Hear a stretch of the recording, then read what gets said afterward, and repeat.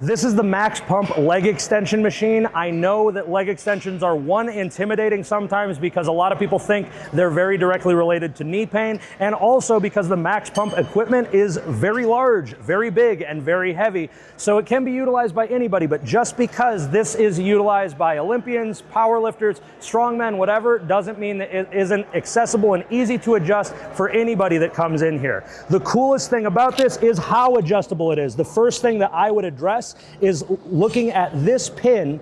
If we move this, I can choose how deep I want that range of motion. If I'm someone who has a good bit of knee pain, I'm well into my training career, or I'm somebody that just doesn't really want to get into that deep of range of motion because there's some whatever attached to it, if I pull this and lift it all the way up, this is a very, very short range of motion to focus on that terminal extension and maybe build some strength through the tendon and slowly and gradually expose yourself to a larger range of motion.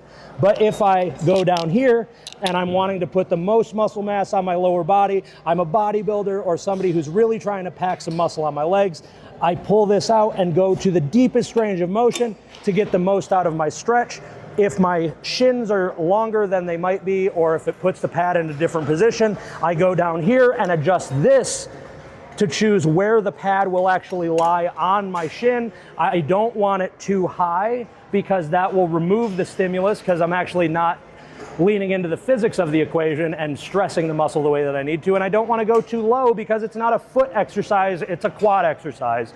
But right in the middle somewhere is where it's best. You might have to adjust it a couple times just to be certain, but once we get into that good position, right in the middle of my shin, I want to sit in here, let that stretch occur. I'm grabbing these handles and pulling myself down into the seat so that I don't go anywhere and I don't let myself cheat by leaning forward, but allow that big stretch to occur, extend my knee all the way and squeeze, and control the eccentric, the negative portion all the way down.